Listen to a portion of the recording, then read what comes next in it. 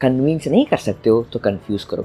TVS iQube 3 models, iQube, iQube S and iQube ST 3 models में 5 vehicles देखकर मुझे तो यही लगा इन सारे 5 मॉडल्स का प्राइस फर्क बहुत है, लेकिन फीचर्स में फर्क बहुत कम है। इन सारे 5 में सबसे बेस्ट iQube कौन सा है, कौन सा बेस्ट स्कूटर है टू इन्वेस्ट, इसको समझने से पहले इन सारे 5 का common positives and common negatives है। पहला, इसका परफॉर्मेंस। सिर्फ 2 ड्राइविंग मोड्स मिलेगा, eco mode and power mode. Simple, eco mode में वेरी सॉफ्ट एक्सेलरेशन है, वेरी कंफर्टेबल एक्सेलरेशन है, फॉर सिटी यूज परफेक्ट रहेगा। एंड फॉर पावर मोड थोड़ा स्ट्रॉन्गर एक्सेलरेशन है देन इको मोड, मतलब एथर का वॉट मोड एंड ओला के हाइपर मोड जितना स्ट्रॉन्ग नहीं है, लेकिन ये भी स्ट्रॉन्ग है। अगर रोड खाली है इनसाइड सिटी, अगर आप थोड़ा एक्सीलरेट करना चाहते हो, 60-70 तक जाना चाहते हो, तो पावर मोड बहुत काम आएगा एंड बहुत मज़ा भी आएगा। एंड सेकंड, इसका accelerator calibration very well calibrated है।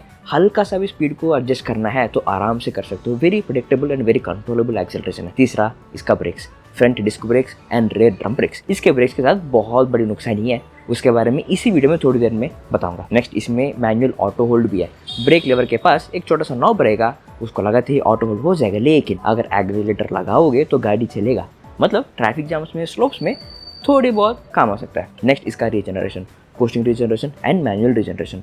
कोस्टिंग रीजनरेशन 100% से 80% तक चार्ज गिरने तक कोस्टिंग रीजनरेशन स्टार्ट नहीं होगा, लेकिन 80% के बाद से चार्ज गिरते जाते जाते वेरी स्ट्रॉन्ग होता जाएगा, आपको ब्रेक लगाने की ज़रूरत बहुत कम होता जाएगा। मैनुअल रीजनरेशन तो इसमें नहीं है, लेकिन इतना स्ट्रॉन्ग कोस्टिंग रीजनरेशन है तो मैनुअल रीजनरेशन की जरूरी बहुत कम होगा। नेक्स्ट, इसका seat comfort, very flat comfortable soft seats है। इनसाइड सिटी बहुत कंफर्टेबल राइड मिलेगा, both for rider and for the pillion. And next, इसका suspension, front telescopic and rear hydraulic twin tube shock absorber है, जो for city use again बहुत काम आएगा। अगर 40s-50s में पिलियन के साथ आराम से ड्राइव करने वाले हो तो बहुत मजा आएगा, लेकिन 50s क्रॉस करके थोड़ा स्पीड जाएंगे, अचानक रोड गंदा हो गया तो कंफर्टेबल राइड नहीं होगा, थोड़ा सा स्प्रिंगी सा फील होगा, not really comfortable ride. And next, इसका साइड मिरर्स यार, वेरी सिंपल रेक्टेंगुलर डिजाइन है। यही साइड मिरर्स है जो मैं हर इलेक्ट्रिक स्कूटर में चाहता हूँ, लेकिन चेतक और ओला जहाँ पर नहीं देंगे। ये इतना सिंपल डिजाइन है, लेकिन इससे बहुत काम आएगा। इनसाइड सिटी हो, ऑन हाईवे हो, पास वाला गाड़ी भी दिखेगा, दूर वाला गाड़ी भी दिखेगा, बहुत काम आएगा। नेक्स्ट, इसका चार्जिंग, एक्सेप्ट 2 मॉडल्स, बाकी सारे मॉडल्स में पूरे चार्ज होने में 0 to 100% घर में 4 to 4.5 आवर्स का टाइम लगेगा। इन सारे मॉडल्स के लिए कोई फास्ट चार्ज भी नहीं है, तो मैं मान रहा हूँ हर रोज हर सुबह आप स्कूटर को 100% चार्ज से ही अपना दिन स्टार्ट करने वाले हो, रात भर चार्जिंग रख के।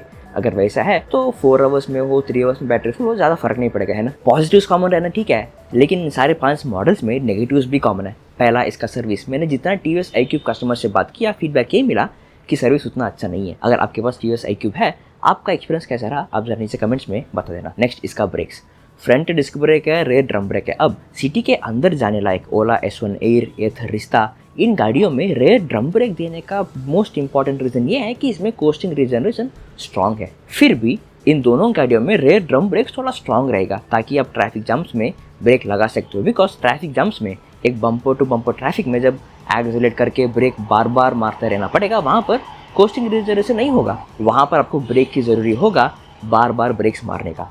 लेकिन iQube में प्रॉब्लम ये है कि front disc brakes are very strong, brake मारते ही अचानक एक जर्की मोशन आएगा। एंड रेयर ड्रम ब्रेक्स बिल्कुल कामयाब नहीं है। द कस्टमर फीडबैक भी यही था, थोड़ा हार्श वर्ड भी हो, इसका rear drum brakes are almost useless, कोई काम का नहीं है, इसको ठीक करना ही चाहिए। नेक्स्ट, इसका regeneration, costing regeneration in particular. Assume करो एक दिन आपने पूरा दिन टीवीएस iQube को ड्राइव करके रात को आप वापस पहुंचे विद 10% ऑफ चार्ज। पूरे दिन आप कोस्टिंग रीजनरेशन जब स्ट्रॉन्ग होता जाएगा, चार्ज गिरते जाते जाते, कोस्टिंग रीजनरेशन को आदत डालते डालते, ब्रेक्स आराम से मार के, ब्रेक्स मारना अवॉइड करके, कोस्टिंग रीजनरेशन से ही आदत डाल के वापस आप घर पहुंचे। अब नेक्स्ट डे मॉर्निंग जब स्कूटर पूरे चार्ज से आप गाड़ी स्टार्ट करेंगे, जो मसल मेमोरी बिल्ड हुआ फ्रॉम द प्रीवियस डेज, अगर सुबह उठ के गाड़ी चलाते ही आप रीजनरेशन पे भरोसा रखकर ब्रेक मारना थोड़ा सा लेट करेंगे, it will be very fatal. Because 100% से 80% तक चार्ज गिरने तक कोस्टिंग रीजनरेशन स्टार्ट नहीं होगा, आपको ब्रेक लगाना ही पड़ेगा। वो याद रख के ध्यान से हर दिन ब्रेक लगाना अंटिल कोस्टिंग रीजनरेशन स्टार्ट होगा is a very huge difficult mindset change. 1-2 दिन के लिए आपको लग सकता है कि ये क्या बात है, हम बार बार चलाएंगे तो आदत हो जाएगी, लेकिन इमेजिन आप इस गाड़ी को 3 साल, 5 साल, 8-10 साल तक रखने वाले हो। जस्ट इमेजिन अ सिचुएशन, आप इस गाड़ी को अपने फादर को दे सकते हो विद बैटरी फुल, और अ फादर कॉन्फिडेंटली अपने बेटे को दे सकते हैं क्या? इसके जगह पर डैशबोर्ड पे ऐसा टॉगल देना चाहिए for us to turn on or turn off the coasting regeneration because inside a city coasting regeneration से hardly 4-5 kilometre of range add होगा। अगर हर रोज हम गाड़ी को चार्जिंग रखने वाले हैं तो कोस्टिंग रिजनरेशन से कोई काम ही नहीं है, उसकी जगह पर ऑफ करके चलाएं तो वेरी पीसफुल रेंज मिलेगा। एंड नेक्स्ट, इस स्कूटर का चार्जिंग वेरी ह्यूज प्रॉब्लम है यार। उसके अंदर छोटे छोटे पिंस रहेगा जिसको सही डायरेक्शन पे सही तरह से अलाइन करना पड़ेगा into the charging socket of the scooter. Problem is scooter में चार्जिंग सॉकेट ऐसा लोकेशन पे दिया है जहां पर चार्जिंग रखने के लिए आपको हर रोज नीचे झुक के नीज पे बैठ के ध्यान से पिंस अलाइन करके रखना पड़ेगा। अगर थोड़ा इधर उधर करें, थोड़ा पुश करें तो पिंस डैमेज होने का चांसेस बहुत आसान है। धूप में लाइट के जगह पर रखने वाले हो तो ठीक है, अगर आप हर रात वापस लाकर लगाने वाले हो, चार्जिंग सॉकेट ऐसा लोकेशन पे दिया है जहां पर आपको लाइट नहीं होगा, वहां पर आपको दिखेगा भी नहीं। हर रात आपको एफर्ट डाल के नीचे झुक के फ्लैश लाइट एक हाथ में पकड़ के दूसरे हाथ से लगाना पड़ेगा। चार्जिंग पिन को भी एक अच्छे स्पॉट पे दे सकते थे और इस चार्जिंग पिन के साथ साथ एक लाइट रख सकते थे जो खुद ऑन हो जाएगा जब चार्जिंग रखने के लिए हम चाहते हैं। आपको क्या लगता है? आपका ओपिनियन आप जर्नी से कमेंट्स में बता देना। नेक्स्ट, इसका रिवर्स गियर। इस स्कूटर के हैंडल पे एक बटन है फॉर द रिवर्स गियर, लेकिन काम नहीं करेगा। Very unresponsive. जब काम करेगा वेरी कॉम्प्लिकेटेड भी है। एंड वैसे गाड़ी को रिवर्स गियर को लाने के लिए 3 स्टेप्स है, वेरी लॉन्ग प्रोसेस है। पहला, स्कूटर के मोटर ऑन करके रिवर्स गियर स्विच को 3 सेकंड्स तक लॉन्ग टैप करके रखोगे। उसके बाद स्कूटर रिवर्स जाने के लिए तैयार होगा, फिर भी गाड़ी आगे को ही जाएगा। फिर से आपको उसी स्विच को फिर से प्रेस करना पड़ेगा, रिवर्स गियर स्विच, तब गाड़ी पीछे जाने के लिए रेडी होगा। तब ब्रेक पकड़ के छोड़ेंगे, एक्सीलेट करेंगे, तब गाड़ी पीछे को जाएगा। जब भी आप रिवर्स गियर लगाओगे, हर बार गाड़ी पीछे जाने के लिए ब्रेक पकड़ के छोड़ना पड़ेगा, हर बार, एवरी सिंगल टाइम। मतलब it is very easy to assume that brake इसलिए पकड़ के छोड़ना पड़ेगा because of the safety feature. लेकिन 3 स्टेप्स है इसमें, ठीक है। सारा मिलाकर 6 to 7 सेकंड्स ऑफ काम है। इतने प्रोसेस करने के बाद फिर से ब्रेक पकड़ के छोड़ने का फीचर रखना वेरी लैगिंग फीचर है यार। स्कूटर के लिए वॉइस होता, मुझे ये ऐसा फील हो रहा है कि हमको स्कूटर पूछ रहा है कि आपको पीछे जाना है, आपको सच में रिवर्स जाना है, आपको सच में रिवर्स जाना है, सच में। इतने सारे करने तक मैं खुद पैर से गाड़ी को पीछे खींच लूंगा ना। नेक्स्ट, इसका डैशबोर्ड। वेरी सिंपल इंटरफेस है, वेरी सिंपल टू यूज लगेगा, लेकिन इसमें भी इश्यूज है। पहला, turn by turn navigation. Next, documents को सेव करना, सॉन्ग्स को चेंज करना, कॉल्स आए तो देखना एंड फोन का नोटिफिकेशंस देखना। पहला इसका navigation, turn by turn navigation very simple to use है। आपको बस रास्ता में दिखाएगा कि 500 मीटर के बाद लेफ्ट ले लो या फिर राइट ले लो, वेरी सिंपल है। लेकिन फ्लाईओवर आ गया, कोई कॉम्प्लिकेटेड जंक्शन आ गया तो आपका दिमाग फटेगा। इस नेविगेशन को आप स्मार्टफोन ऐप से ही आप लगा सकते हो। इस ऐप में भी इशू है, उसके बारे में धीरे इसी वीडियो में आप बताऊंगा। Next, songs and music control के लिए एक जॉयस्टिक है ऑन द हैंडल। इस स्कूटर के डैशबोर्ड का सेटिंग्स को चेंज करने के लिए भी इस जॉयस्टिक काम आएगा, लेकिन इसका बिल्ड क्वालिटी वेरी पुअर है, उतना अच्छा नहीं है एंड रेस्पॉन्सिव भी नहीं है। एक ही चीज के लिए बार प्रेस करना पड़ेगा। इंटरफेस भी वेरी ओल्ड है, जो पुराना ब्लैक एंड व्हाइट जो नोकिया फोन आता था उसका इंटरफेस जैसा लगेगा। वेरी स्लो प्रोसेस है। एंड नेक्स्ट, मोस्ट इंपॉर्टेंट, इस डैशबोर्ड के ऊपर रेंज एस्टिमेट जो दिखेगा वो ट्रस्टवर्दी नहीं है, हमेशा रॉन्ग रेंज एस्टिमेट ही दिखाएगा जिसको आप भरोसा नहीं कर सकते हो। नेक्स्ट, इसका ऐप फीचर्स वेरी सिंपल काम है फॉर द ऐप। स्कूटर का लाइव लोकेशन देखना, चार्ज स्टेटस देखना, टर्न बाय टर्न नेविगेशन के लिए लोकेशन भेजना, सेविंग डॉक्यूमेंट्स, जियो फेंस, स्पीड लिमिट। ये सुनने के लिए थोड़ा प्रैक्टिकल लग रहा है ना। अब देखते हैं एक के बाद एक। iQube डैशबोर्ड के ऊपर टर्न बाय टर्न नेविगेशन को आप सिर्फ iQube ऐप के द्वारा भेज सकते हो, not through Google maps and not through WhatsApp at all. iQube app में आपको लोकेशन सर्च करके भेजना पड़ेगा, लेकिन प्रॉब्लम इज इस ऐप में एड्रेस पूरा नहीं दिखेगा। अगर आप state bank of India search करेंगे, पूरा लिस्ट SBI ही दिखेगा। कौन सा गली है, कौन सा एरिया है, कौन सा शहर है, नहीं दिखेगा। खुद ढूंढ के बहुत एफर्ट डाल के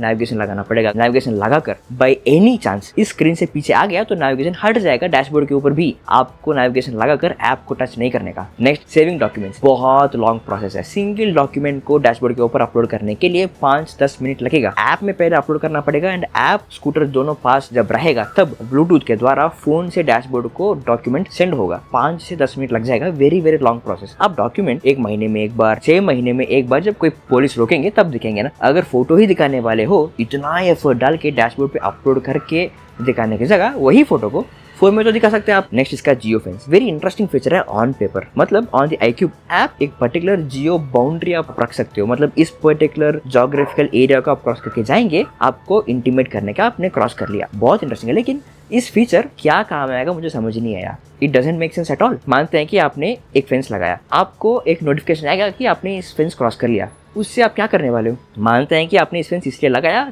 फॉर यू टू नो उस रीजन क्रॉस करके जा रहे हैं जहां से वापस आने जितना चार्ज नहीं बचेगा। ठीक है, अब if this is the reason, then notification आपको कहाँ आना चाहिए, लेकिन इसमें नोटिफिकेशन डैशबोर्ड पे नहीं आएगा, फ़ोन पे नहीं आएगा, फ़ोन में iQube ऐप में नोटिफिकेशन सेक्शन में वहाँ पर दिखेगा। उसके साथ आपने जो फेंस लगाया, मानते हैं कि आप 2 महीने के बाद 3 महीने के बाद आप भूल गया कि आपने फेंस में क्या क्या लोकेशंस रखा, चेक करने के लिए खोल के आप देख नहीं सकते हो, एडिट नहीं कर सकते हो, आपको फिर से डिलीट करके फिर से एक न्यू बनाना पड़ेगा, जो खुद बहुत लॉन्ग कॉम्प्लिकेटेड प्रोसेस है, दिमाग फट जाएगा, बेजा फ्री हो जाएगा। नेक्स्ट, इसका स्पीड लिमिट। iQube ऐप में आप स्कूटर का स्पीड लिमिट रख सकते हो। मानते हैं कि आपने रख लिया 60 km/h इज स्पीड लिमिट। हम अज्यूम करेंगे कि 60 क्रॉस करके गाड़ी नहीं जाना चाहिए, लेकिन गाड़ी जाएगा 60 to 70 टॉप स्पीड तक भी जाएगा। अब स्पीड लिमिट रखने का क्या फायदा है? iQube ऐप में नोटिफिकेशन सेंटर में एक नोटिफिकेशन आएगा कि आपने स्पीड लिमिट क्रॉस कर लिया। इससे आप क्या करने वाले हो? अगर आपने खुद गाड़ी को चलाया, क्या आप सेलिब्रेट करने वाले हो? या फिर आपके दोस्त ने गाड़ी को चलाया, क्या आप उनके पास जाके आप झगड़ा करने वाले हो? कोई फायदा नहीं है। इससे भी ज्यादा फ्रस्ट्रेटिंग क्या है पता है? This app 1000 rupees per year of subscription में मिलेगा। नेक्स्ट, स्कूटर का build quality not the best, decent build quality है। इसी प्राइस रेंज में आने वाला चेतक, एथर, एम्पियर, नेक्सस के हिसाब से डिसेंट बिल्ड क्वालिटी है, नॉट द बेस्ट, लेकिन ओला के हिसाब से बहुत अच्छा बिल्ड क्वालिटी है। ओला में बिल्ड क्वालिटी के हिसाब से जितना कंप्लेंट्स है उतना इसमें नहीं है। अब ऑल दिस फीचर्स सारे iQube मॉडल्स में कॉमन है, जो फंडामेंटली iQube को डिफाइन करेगा। दिस पॉजिटिव्स और नेगेटिव्स हर मॉडल में से है, लेकिन 5 मॉडल में क्या फर्क है? पहला, इसका रेंज। iQube का वेबसाइट आप देखेंगे तो आपको 3 कैटेगरीज में iQube, iQube S, ST में 5 गाड़ी दिखेगा। iQube में 2 मॉडल्स है, 2.2 किलोवाट वाला, 3.4 किलोवाट वाला। iQube S में एक ही बैटरी है, 3.4 किलोवाट वाला। iQube ST में 3.4 किलोवाट एंड 5.1 किलोवाट। इन सारे मॉडल्स का रेंज का फर्क ये है कि iQube 2.2 किलोवाट में 75 kilometre of range, iQube ST 5.1 kilowatt वाला comes at 150 kilometre of range, जो टीवीएस क्लेम करता है। बाकी सारे मॉडल्स का जिसका 3.4 किलोवाट बैटरी है, रेंज सेम है 100 किलोमीटर। नेक्स्ट, इसका dashboard. iQube the entry level गाड़ी पे कोई इंटरैक्टिव डैशबोर्ड नहीं है, कोई जॉयस्टिक नहीं है, स्टैंडर्ड डैशबोर्ड है। iQube S में आपको जॉयस्टिक मिलेगा, iQube ST में जॉयस्टिक के साथ टच स्क्रीन डैशबोर्ड मिलेगा, लेकिन features are basically same in all this dashboard except iQube the entry level पे डॉक्यूमेंट्स आप सेव नहीं कर सकते, उसके अलावा बाकी सब सेम है। एंड नेक्स्ट, इनका top speed. The entry level iQube 2.2 kilowatt वाले में 75 kmph is top speed, iQube ST 5.1 kilowatt वाला 82 इज टॉप स्पीड, बाकी सारे मॉडल्स में 78 इज टॉप स्पीड। अगर आप iQube ने एक सिटी के अंदर ड्राइव करने के लिए लिया, दिस टॉप स्पीड में फर्क आप प्रैक्टिकल डे में आप फील नहीं कर सकते हो। एंड नेक्स्ट, इसका एक्सेलरेशन। दिस इज फनी है, this is very funny. iQube ST 5.1 kilowatt वाला द मोस्ट प्रीमियम गाड़ी is slow than rest of the vehicles. Rest of the iQube models पे 0 to 40 km स्पीड तक 4.2 seconds में आप जा सकते हो, लेकिन iQube ST the most premium 1.83 lakh of action वाला गाड़ी में 4.5 सेकंड्स लगेगा। एंड नेक्स्ट, इसका boot space. iQube the entry level गाड़ी पे 30 लीटर्स ऑफ बूट स्पेस, बाकी सारे में 32 लीटर्स ऑफ बूट स्पेस। अगर आप इसी बूट पे एक half face helmet and scooter का पोर्टेबल चार्जर ही आप कैरी करने वाले हो, 30 एंड 32 लीटर से आपको ज्यादा फर्क फील नहीं होगा। सो बेसिकली सारे iQube मॉडल्स में द फंडामेंटल कोर फीचर्स तो वही है। जो अपग्रेड्स भी आपको प्राइस के साथ इस मॉडल में मिलेगा वो भी बहुत हल्का है। इन सारे 5 मॉडल में कौन सा iQube सबसे अच्छा है पिक करने के लिए सिर्फ 2 फैक्टर्स है जो आपको कंफ्यूज कर सकता है। पहला प्राइस, दूसरा range. iQube the entry level 2.2 kilowatt वाला गाड़ी 1.07 लाख ऑफ एक्सशोरूम प्राइस में मिलेगा, जो चेतक 2903, ओला S1X के रेंज में आएगा। iQube ST 5.1 किलोवाट वाला 1.83 लाख ऑफ एक्सशोरूम प्राइस है, जो एथर एपेक्स के साथ कंपेयर कर सकते हो। बीच वाला 3.4 किलोवाट वाला गाड़ी 10,000 के फर्क में 1.36 लाख, 1.46 लाख एंड 1.56 लाख में मिलेगा। iQube 2.2 किलोवाट वाला 75 किलोमीटर ऑफ रेंज आएगा। 5.1 किलोवाट और ST 150 किलोमीटर ऑफ रेंज आएगा, ऐसा टीवीएस क्लेम करता है। बाकी 3.4 किलोवाट वाला जो गाड़ी है, तीनों का रेंज 100 किलोमीटर ही है। 10,000 एक्स्ट्रा पे करते करते रेंज तो वही मिलेगा, ओनली फर्क इस डैशबोर्ड के ऊपर जॉयस्टिक आएगा, टच स्क्रीन डैशबोर्ड आएगा। फिर भी आप इस डैशबोर्ड को इस्तेमाल नहीं कर सकते हो अंटिल यू पे the subscription of 1000 rupees per year. इतने सारे 5 मॉडल्स कंफ्यूजिंग स्ट्रक्चर में iQube S 3.4 किलोवाट वाला, iQube ST 3.4 किलोवाट वाला का फर्क is only with the dashboard, and जो डैशबोर्ड कोई काम का नहीं है। तो इन दोनों को अगर हटाएं फ्रॉम द इक्वेशन, सिर्फ 3 मॉडल्स बचेगा फॉर यू टू चूज। अगर आप 150 किलोमीटर जाने के लिए एक गाड़ी ले रहे हो, first of all this scooter का seat comfort is not best for the long rides, back फटेगा, नी जॉइंट पहनाएगा, you won't enjoy the ride. दूसरा, उतना दूर जाते वक्त आपको नेविगेशन की जरूरी होगा। तीसरा, कोई फास्ट चार्जेस नहीं है, तो रेंज एंग्जाइटी बहुत फ्रीक्वेंटली आप एक्सपीरियंस करोगे। And fourth, the most important, very very expensive है। 2 लाख पे करके ईवी लेने की जगह पर 90,000 80,000 के लिए एक बेस्ट पेट्रोल गाड़ी लेकर आराम से आप जा सकते हो एनी रेंज एंग्जाइटी। सो उसको भी अगर हटाएं from the equation, you have only 2 scooters to choose from. सबसे affordable 1.07 lakh of ex showroom में मिलने वाला iQube